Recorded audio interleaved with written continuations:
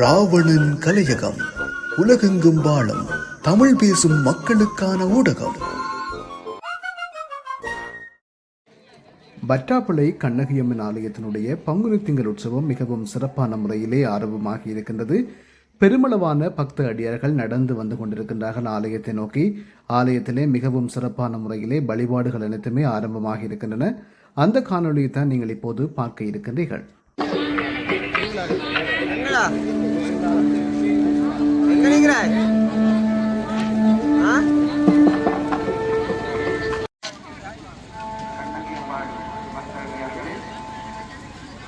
பங்குனி திங்கள் இறுதி நாளான நடக்க இருக்கின்ற இந்த இசை நிகழ்வானது பாட்டு கமலகாந்தன் வரிகள்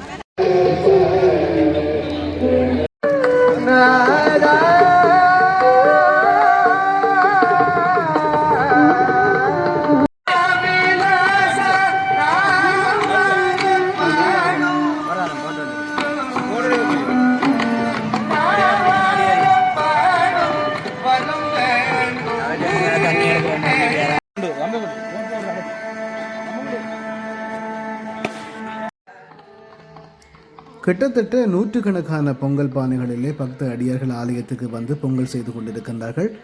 குடும்பங்களாக வந்து அங்கே ஆலயத்தினுடைய முன்பகுதியிலே இருந்து பொங்கல் செய்து அதனை அம்பாளுக்கு படைத்து வழிபாடு செய்து கொண்டிருக்கின்றார்கள். மிகவும் பழமையான ஒரு ஆலயமாக முல்லைத்தீவு மாவட்டத்திலே வட்டாப்பிளை கண்ணகியம்மன் ஆலயம் இருந்து வருகிறது.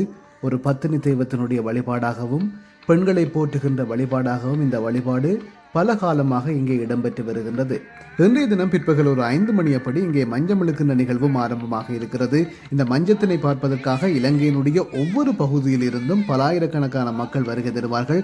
இன்றைய தினமும் அப்படியான மக்கள் கூட்டத்தினை இங்கே பார்க்கக்கூடியதாக இருக்கும். அந்த காணொலியில் நான் தொடர்ச்சியாக பதிவிட இருக்கின்றேன்.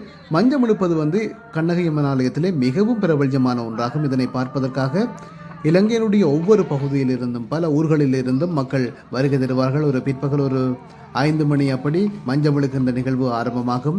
மின் விளக்குகளால் அலங்கரிக்கப்பட்ட அந்த மஞ்சத்தினை இழுக்கின்ற பொழுது பார்ப்பதற்கே அவ்வளவு அழகாக இருக்கும். அதோடு அம்மாளும் அதிலே எழுந்தொள்ளி வருகின்ற பொழுது பக்தர்கள் பக்தி பரவசத்தால் அதனை தொடர்ந்து வணங்கி வருவார்கள். மிகவும் பிரபல்யமாக இந்த வழிபாடு பல காலமாக இங்கே இடம்பெற்று வருகின்றது. அந்த காணொலியினை நீங்கள் தொடர்ச்சியாக ராவணன் கலையகத்திலே எதிர்பார்க்கலாம்.